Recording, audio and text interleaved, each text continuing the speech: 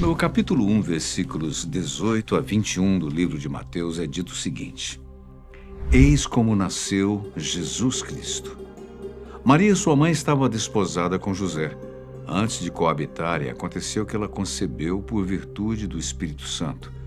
José, o seu esposo, que era um homem de bem, não querendo difamá-la, resolveu rejeitá-la secretamente. Enquanto assim pensava, eis que um anjo do Senhor lhe apareceu em sonhos e lhe disse: José, filho de Davi, não temas receber Maria por esposa, pois o que nela foi concebido vem do Espírito Santo.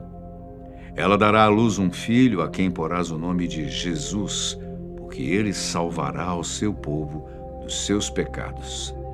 Essa passagem bíblica, comparada a textos mais antigos, indica que há uma grande diferença entre o Velho ou Antigo e o Novo Testamento. Enquanto o mais antigo destaca batalhas sangrentas, o Novo foca mais nos ensinamentos e na vida de Jesus Cristo. Porém, isso não quer dizer que o Novo Testamento seja repleto apenas de histórias bonitas e com final feliz. Na verdade, entre os 27 livros, existe um que relata uma terrível batalha que a humanidade presenciará aqui na Terra. Eu estou falando do Apocalipse, ou o Livro das Revelações, ou ainda o Apocalipse de João. A obra de João poderia ser chamada de Evangelho de Jesus, pois é uma revelação de Cristo narrando como será a batalha que levará ao fim do mundo, entre outras coisas. O confronto narrado por João começa no céu numa batalha entre o arcanjo Miguel e um dragão de 7 cabeças, que seria a própria representação do demônio. Depois de derrotar o dragão e seus seguidores, os anjos caídos são enviados para a terra. Passo a passo, João narra como Deus lança sua ira sobre as forças do mal. Deus, usando o livro dos 7 selos, libera os 4 primeiros selos que, em teoria, são os cavaleiros do Apocalipse. Um deles, montado num cavalo branco, parece ser um herói que finalmente trará paz aos homens. Só que é aí que mora o perigo. Esse cavaleiro do cavalo branco nada mais é do que o próprio Anticristo, que ajuda a recrutar seguidores para a batalha contra Deus. Podemos dizer que o Anticristo é um indivíduo perfeitamente mau, pelo simples fato de ele ser completamente oposto ao ser humano bom, no caso, Jesus Cristo. Assim como os cristãos acreditam que Cristo era o Filho de Deus, muitos também acham que o Anticristo é filho de Satanás. Todo o Novo Testamento são apenas algumas poucas passagens que mencionam o Anticristo, todas elas no livro do Apocalipse. Nessas passagens, João sugere que o fim do mundo deve ser esperado a qualquer momento, assim como o próprio Anticristo. Ao longo dos primeiros séculos da tradição cristã, os estudiosos da igreja primitiva começaram a especular uma série de outros personagens bíblicos, encontrando supostas referências ao Anticristo. As frases abominação da desolação dos livros de Daniel e Mateus e homem da iniquidade e filho da perdição, presentes na carta de Paulo, supostamente são outras passagens que falam desse ser. A rainha Dieberga, da Saxônia, ou Dieberga, da França, pediu ao monge alguns esclarecimentos sobre o Anticristo, pelo fato da Bíblia ser um pouco vaga em relação ao assunto. O monge, então, de alguma maneira, apareceu com muitas informações sobre o Anticristo, uma descrição que se tornou popular durante a Idade Média. Ao longo dos anos, a descrição na carta que o monge escreveu para a rainha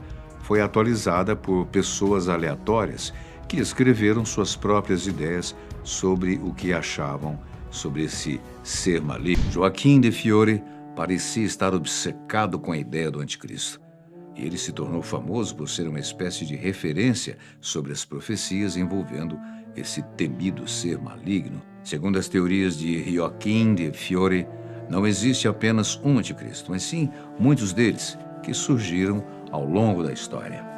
Entre eles estão Nero, Maomé e Saladino, um chefe militar curdo muçulmano que se tornou sultão no Egito e da Síria. No livro do Apocalipse, um cara chamado Gog aparece para lutar contra os cristãos. Joaquim de Fiore ligou o anticristo final a Gog.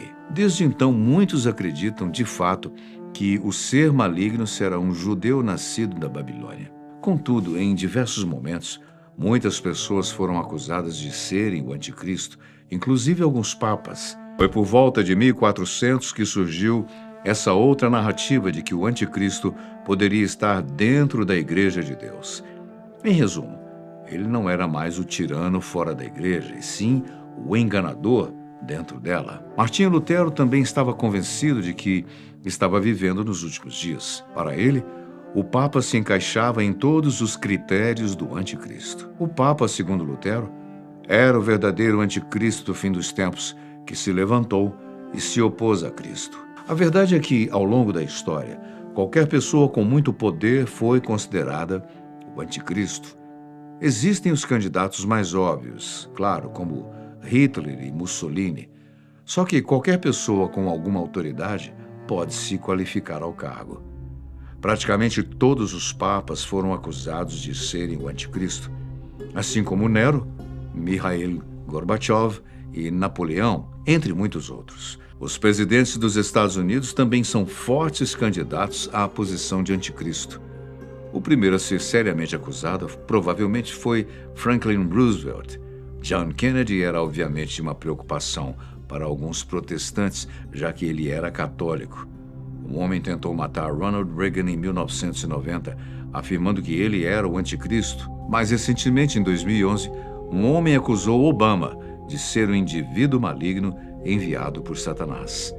Além de grandes políticos, há muitas teorias da conspiração que relacionam o anticristo com pessoas ou instituições poderosas, como Bill Gates, o bilionário George Soros, a ONU, os maçons e até os Illuminati.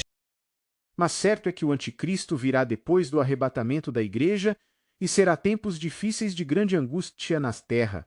Deixe o seu comentário. Deus te abençoe.